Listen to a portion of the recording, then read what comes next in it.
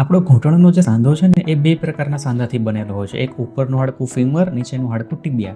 આ ઉપરાંત બીજો એક સાંધો હોય છે કે કટોરીનું હાડકું, જે ઢાંકણીનું હાડકું કહીએ એ, અને ઉપરનું હાડકું ફીમર, એની વચ્ચેનો સાંધો હોય છે. તો આ બંને સાંધા ઉપર આપણા શરીરના વજનની ઘણી અસરો આવતી હોય છે. જ્યારે આપણે ચાલતા હોઈએ અથવા બાઇક ચલાવતા હોઈએ ત્યારે અડધો વજન જેટલો લોડ આપણા ઘૂંટણ ઉપર આવતો હોય છે. જ્યારે આપણે દાદર ચડતા હોઈએ ત્યારે 3 ગણું વજન, અને એમાં દાદર ઉતરતી વખતે 5 ગણું વજન. ઉપરાંત આપણે જ્યારે જોગિંગ કરતા હોઈએ, સ્ક્વેટિંગ એટલે કે ઉઠક બેઠક જેવું કરતા હોઈએ, 7 ગણું વજન આવતું હોય છે. એટલે જ તે આપણે ઘૂંટણ પર આપણે જેટલું વજન ઓછું આવશે એટલું જ આપણને ઘૂંટણના દુખાવામાં પણ રાહત રહેશે. 450 ગ્રામ જેટલું પણ આપણે જો વજન ઘટાડીશું તો આપણા ઘૂંટણ ઉપર 1.81 કિલો જેટલો લોડ ઓછો આવશે.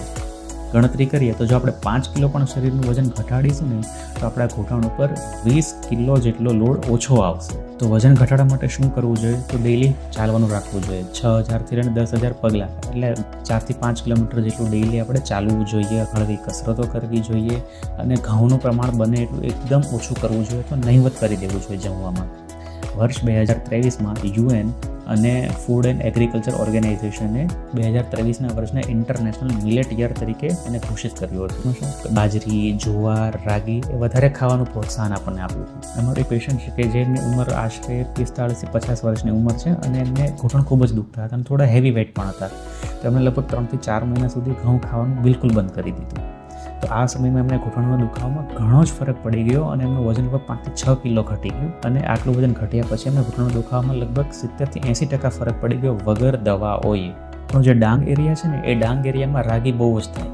એટલે ત્યાંના લોકોમાં મારું ઓબ્ઝર્વેશન છે કે 1 વર્ષ સુધી મેં એના એરિયાની જે પ્રેક્ટિસ કરી તો મને ત્યાં ઘૂંટણ બદલવાની ઓપરેશનની જરૂર હોય એવા પેશન્ટ મેં આખા વર્ષમાં માંડ 8 થી 10 જોયા.